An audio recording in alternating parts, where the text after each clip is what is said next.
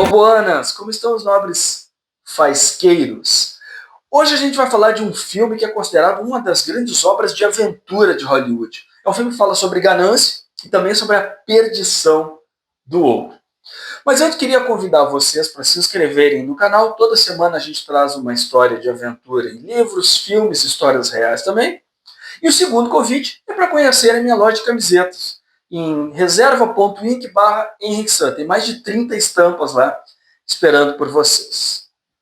O tema de hoje é o filme O Tesouro de Sierra Madre.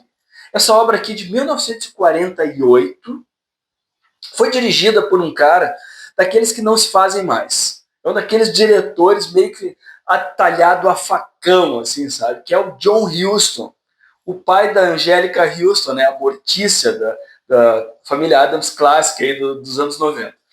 O John Huston, ele é um cara muito peculiar.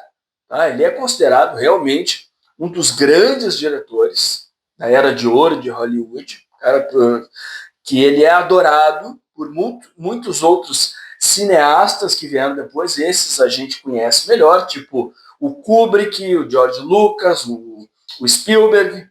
Tá?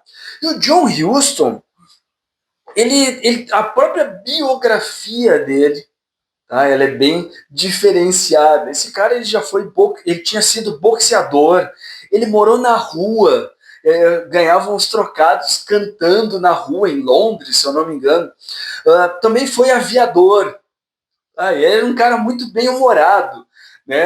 Com essa história dele de pilotar, uma vez estava acontecendo um torneio de golfe de celebridades e ele passou com seu aviãozinho por cima durante o torneio e jogou 5.000 bolinhas de golfe em cima do campo. Eu acredito que ele tenha acabado com o torneio naquele instante. Eu estou até hoje procurando bolinha de golfe do John Huston. Bom, o John Huston, ele fez algumas obras que a gente certamente conhece, tipo Chinatown, né, com Jack Nicholson, Era uma vez uma aventura na África, né, que tem no canal. Aí tem alguns filmes dele interessantes que eu já fiz vídeo aqui no canal. Uma Aventura na África, com Humphrey Bogart, é um deles. Moby Dick, com Gregory Peck, também a gente tem vídeo. Outro que eu achei muito legal, que é O Homem que Queria Ser Rei, com o Sean Connery e o Michael Caine. Então eu acho que o John Huston ele é um diretor recordista aqui das aventuras de Henrique San, que é uma surpresa. Até o Spielberg aparece, eu acho que com 2 obras até agora, ou uma até. Então o John Huston até agora é o nosso cabeça de chave do canal. Só que ele também, a fama dele é que ele não era um diretor muito fácil. Tem uma passagem, parece que o John Wayne meteu uma bocha na cara dele, porque ele não era um cara com um trato muito social assim com os atores dele. Para filmar O Tesouro de Sierra Madre, ele se baseou na obra de um escritor misterioso, um cara que até hoje não se sabe muito bem quem era, mas que usava o pseudônimo de B. Traven. Então o Huston conheceu essa história, achou ela interessante, comprou os direitos desse cara, e aí, para protagonizar, ele chamou o melhor amigo dele. Era um cara que já era um dos grandes atores de Hollywood, mais ligado ao cinema noir, já tinha feito Casablanca, que era o Humphrey Bogart. E o Bog, na época, ele estava meio que numa transição de carreira. Tá? A gente está falando de 48, que ele já tinha sido o galã no ar, aquele cara do Falcão Maltese, aquele cara meio misterioso, com cigarrinho, capote, chapéu, e aqui ele estava procurando uns papéis mais sérios, para se consolidar mesmo como ator. E achou aqui um veículo, né, para uma interpretação que é muito elogiada até hoje. E o grande ponto desse filme, eu considero que são as interpretações dos atores. A história é a seguinte, eu vou colocar alguns spoilers, tá? Mas vale a pena assistir o filme. O Bogart, ele faz o papel de um cara que está passando muito trabalho no México, tá? Que é o Fred C. Dobbs, Dobby, e ele está fazendo alguns bicos aqui e ali, tá difícil. O filme se passa em 1925. Ele é considerado, por alguns, um neo-western. Olha só, o pessoal adora neologismos. E ele está lá, não consegue emprego. Aí ele cai num cambalacho de um cara que contrata ele para fazer um serviço braçal, ele rala para fazer e na hora de receber o dinheiro, o cara dá no pé, some. Mas nessa experiência ele conhece um amigo dele, que é interpretado pelo Tim Holt, e eles se veem os dois numa situação pior do que estavam antes de começar com toda essa história. Aí as circunstâncias levam eles a conhecer o terceiro personagem desse trio desafortunado, que é o vivido pelo Walter Huston, pai do John Huston. O John Huston gostava de trabalhar em família. E o Walter Huston, numa interpretação elogiadíssima, que conferiu a ele, inclusive, o Oscar, ele é o Howard. Ele é um garimpeiro que já ganhou fortuna, já perdeu fortuna, então ele está meio calejado com a vida, ele não leva as coisas tão a sério, ele não se ilude muito com a perspectiva, com as perspectivas dele dali para diante. Mas ele faz a cabeça dos caras dizendo, bom, se a gente conseguir achar uma jazida e trabalhar num garimpo, a gente pode fazer uma certa grana. Vamos fazer então uma sociedade entre nós três, cada um deles bota um pouquinho do dinheiro que quase não tem, e aí eles vão em busca de descobrir um lugar, então, para eles minerarem. Tá? Porque havia essa perspectiva, assim, deve ter ouro em algum lugar aqui, em outro ouro ali. Realmente descobrem e começam a trabalhar arduamente, dia e noite, e começam a juntar as suas pepitas, o seu pó de ouro aqui e ali, né, garimpando. Só que isso também começa a gerar, vamos dizer assim, uma certa mudança de temperamento. As pessoas se revelam. O Dobbs, né, o Humphrey Bogart, conforme ele vai vendo a pilha dele de ouro subindo, ele vai ficando uma pessoa paranoica. Ele começa a ficar completamente atormentado justamente os caras vão pegar o meu ouro, o que eu vou fazer? Vamos separar desde agora, cada um que cuida do seu, eu não quero cuidar do ouro de vocês. E aí, ok, fazem aquela separação. Ele esconde o ouro dele.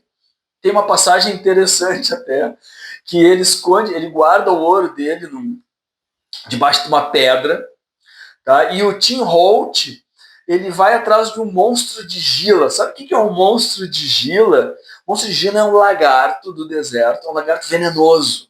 Aí pequeno hiperlink, ele não te mata com a mordida dele, mas ele te causa dores excruciantes, tá? Por causa do coquetel de toxinas da saliva dessa criatura admirável que é um monstro de gila.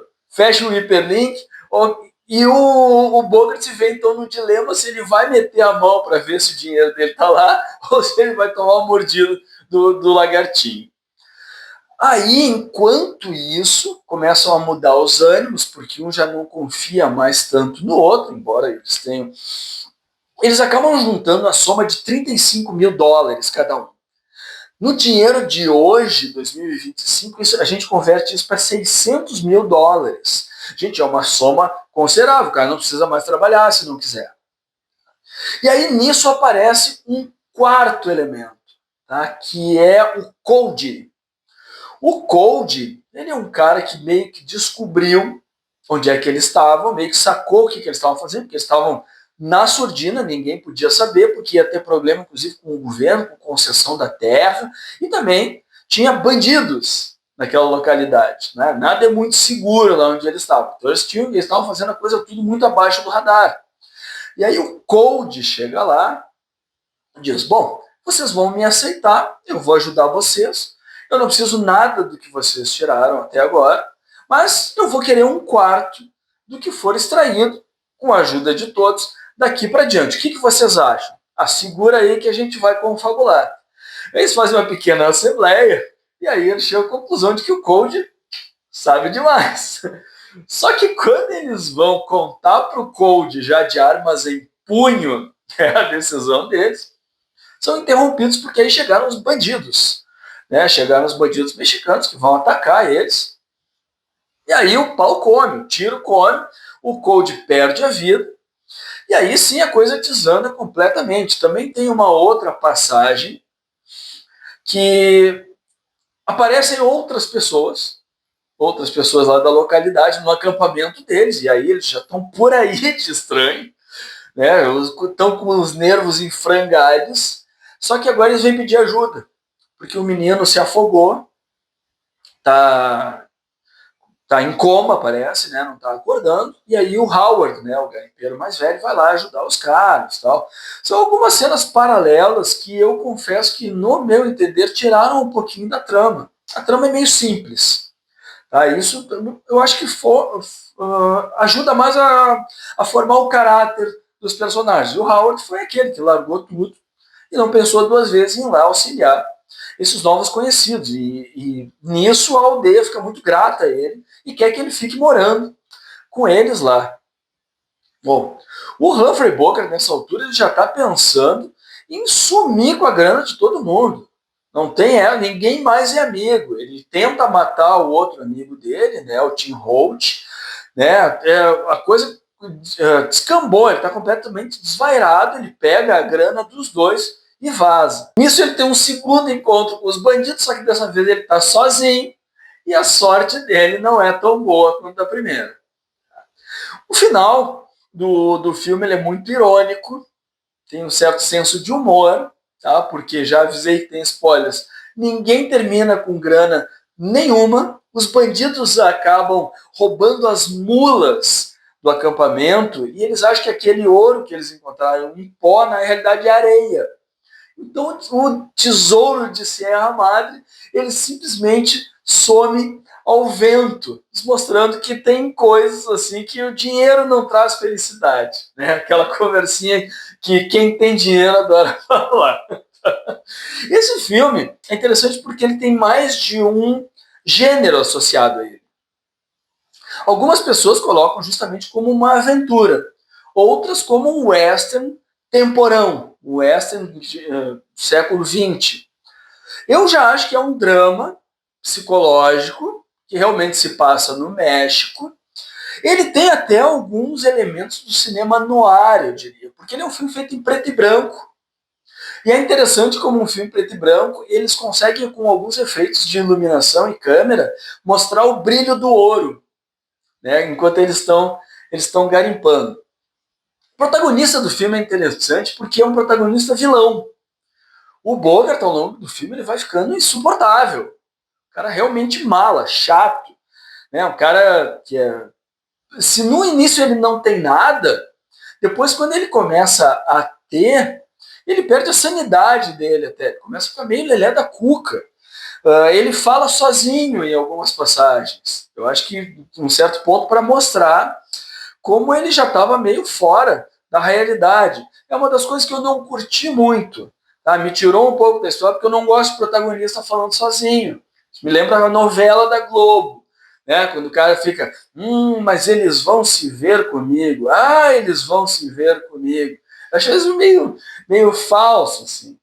Mas o trio de protagonistas segura muito bem assim, os seus papéis, né? Cada um na sua função. Que a gente tem tipo o bom, o mala e o velho desdentado. Tanto que o velho desdentado, ele realmente, o Walter Houston tirava a, a dentadura dele na hora de fazer o filme, ele era galã, para ele não foi tão fácil assim, né? Mas isso rendeu a ele um Oscar. Esse filme ele ganhou, o John Huston ganhou o Oscar dele de melhor direção e ganhou melhor roteiro também com o Tesouro de Sierra Madre. Então foi um filme que foi aclamado pela crítica e hoje é muito, muito reconhecido. Eu, pessoalmente, confesso que eu queria ter gostado mais. E aí eu vou dizer, isso é pura expectativa equivocada da minha parte em cima desse filme. Porque esse filme ele também, a ele é colocado o papel, o peso, como tantas outras origens, tantas outras fontes, ser uma das coisas que influenciaram a criação de Indiana Jones. Aí qual seria o papel nesse caso? É por causa do chapéu, do Fedora, é por causa da personalidade do Bogart no filme. Não vi nada disso, tá? Vou ser bem sincero. Mas o Kubrick, o Lucas e o Spielberg adoravam, né? Adoram essa obra aí até hoje. Vou deixar vocês então com o pensamento de um outro grande sábio e o que ele achava sobre o tal do ouro de tolo. Eu devia estar sorrindo e orgulhoso por ter finalmente vencido na vida. Você já deve ter ouvido isso. Mas eu acho isso uma grande piada e um tanto quanto perigosa. Até logo mais, buenas.